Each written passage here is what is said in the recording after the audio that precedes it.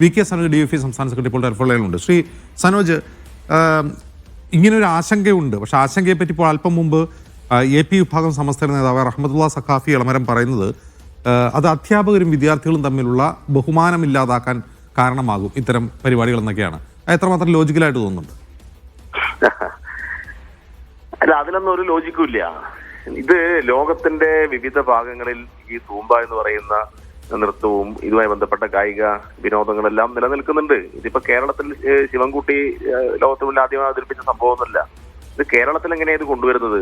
കേരളത്തിൽ നേരത്തെ തന്നെ പല സ്ഥലത്തും പല കോളേജുകളിലൊക്കെ ഈ കാര്യങ്ങളൊക്കെ നടക്കുന്നുണ്ട്. പക്ഷെ ഗവൺമെന്റ് ശ്രദ്ധയിൽ വരുന്ന ഒരു കാര്യം എന്ന് പറഞ്ഞാൽ ഈ ലഹരിക്കെതിരായിട്ടുള്ള വിപുലമായ ക്യാമ്പയിൻ നടന്നുകൊണ്ടിരിക്കുകയാണ്. നമുക്ക് എല്ലാവർക്കും അറിയാം. അപ്പൊ ലഹരി വിരുദ്ധ ക്യാമ്പയിന്റെ ഭാഗമായി കുട്ടികളുടെ മാനസിക ഉല്ലാസം, കുട്ടികളുടെ ശാരീരിക ക്ഷമത ഇതൊക്കെ വർദ്ധിപ്പിക്കാൻ അവർക്ക് കൂടി നന്നായി എൻജോയ് ചെയ്യാൻ പറ്റുന്ന ഒരു രൂപം എന്ന നിലക്കാണ് ഈ കാര്യത്തിൽ ഒരു ഇടപെടൽ ഗവൺമെന്റ് നടത്തിയത്. ഇതും മതവും തമ്മിൽ എന്ത് ബന്ധമാണുള്ളത്? അപ്പൊ ഇങ്ങനെയെല്ലാം ഉള്ള പരിഷ്കാരങ്ങളെ എല്ലാം സനോജ്, അവര് മതപരമായ കാര്യമല്ല പറയുന്നത്, സാംസ്കാരികമായ പ്രശ്നമാണ് ഉന്നയിക്കുന്നത്. അതായത് നമ്മുടെ ഒരു അധ്യാപക വിദ്യാർത്ഥി ബന്ധത്തിന് ഒരു സാംസ്കാരിക തലമുണ്ട്, അത് നശിപ്പിക്കരുതെന്നാണ് ഇവർ പറയുന്നത്. ഇതൊക്കെ ആരാണ് ഈ സാംസ്കാരിക തലമൊക്കെ ഇവിടെ പ്രഖ്യാപിക്കേണ്ട ആള്?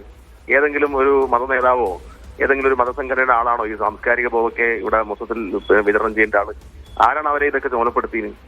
ഇതൊക്കെ വളരെ കൃത്യമായിട്ട് കേരളത്തിലെ സിലബസ് നിശ്ചയിക്കാനും അതിനൊക്കെ ഉത്തരവാദപ്പെട്ട സമിതികളുണ്ട്. ആ സമിതികൾ എല്ലാ വിഭാഗം ആളുകൾക്കും പരിഗണനയും പങ്കാളിത്തവും ഉണ്ട്. ഏതെങ്കിലും ഒരു മതനേതാവല്ല കേരളത്തിന്റെ സിലബസും കേരളത്തിലെ ഇത്തരം കാര്യങ്ങളൊക്കെ നിർണ്ണയിക്കേണ്ട ആള്. അവർക്ക് അഭിപ്രായം പറയാം. ആ അഭിപ്രായത്തെ ഞങ്ങൾ ഗണ്ണിക്കും, അത്രയേ ഉള്ളൂ. അഭിപ്രായം സ്വാഭാവികമായിട്ട് എല്ലാവർക്കും ഉണ്ടാവും. അഭിപ്രായം പറയേണ്ട അഭിപ്രായം പറയട്ടെ. പക്ഷെ കേരളം ഈ അഭിപ്രായം ഉന്നയിക്കുന്നവരോട് സർക്കാർ ഒരു ചർച്ച നടത്തണമെന്ന അഭിപ്രായം DYFIക്ക് ഉണ്ടോ? അല്ല, അത് സർക്കാർ തീരുമാനിക്കേണ്ട കാര്യമാണ്. ഞങ്ങൾ ഈ ഉയർന്നു വന്ന വിഷയത്തിൽ ഞങ്ങളുടെ അഭിപ്രായമാണ് പറയുന്നത്. തൂമ്പ ഡാൻസ് സർക്കാർ എടുത്ത നിലപാടിനോടൊപ്പമാണ് DYFI നിലകൊള്ളുന്നത്.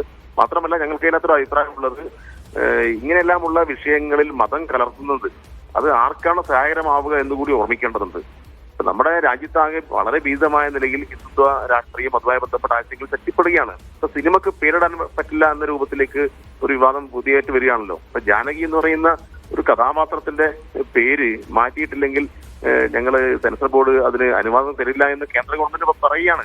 ആ സിനിമയിൽ കേന്ദ്രമന്ത്രി ഉൾപ്പെടെ അഭിനയിച്ചു എന്നാണ് മനസ്സിലാക്കാൻ വേണ്ടി കഴിയുന്നത്.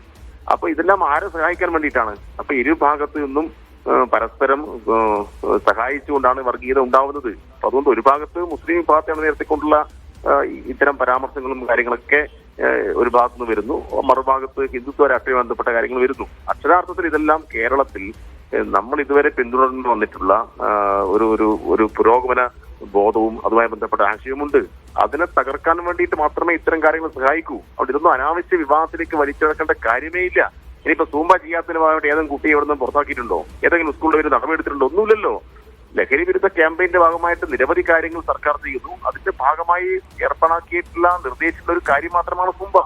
അതിപ്പോ ഏതെങ്കിലും സ്കൂളിനകത്ത് ഒരു പ്രശ്നമായി അത് വേണ്ട എന്ന് ഏതെങ്കിലും കുട്ടിക്ക് തോന്നുമെങ്കിൽ അത് കുട്ടി ചെയ്തിട്ടില്ലെങ്കിൽ ഒരു പ്രശ്നവും ഇവിടെ ഇല്ലല്ലോ. ആരുടെയും പേരിൽ അടിച്ചേൽപ്പിക്കുന്നില്ലല്ലോ. അപ്പൊ ഇത് അധ്യാപകരും കുട്ടികളും തമ്മിലുള്ള ബഹുമാനക്കുറവ് ഉണ്ടാവും എന്നൊക്കെ പറയുന്നത് അതൊന്നും ഒരു ആധുനിക കാലത്തിന് പറ്റിയ വർത്തമാനമേ അല്ല. ഈ കുട്ടിയും അധ്യാപകനൊക്കെ തമ്മിലുള്ള ബന്ധത്തിലൊക്കെ എന്തോ മാറ്റം വന്നു കഴിഞ്ഞിരിക്കുന്നു. അപ്പൊ ഇതൊന്നും അറിയാത്ത ആളുകളാണ് ഇത്തരം വാദങ്ങൾ മുന്നോട്ട് വെക്കുന്നത്. അതിലൊന്നും ഒരു കാര്യവുമില്ല.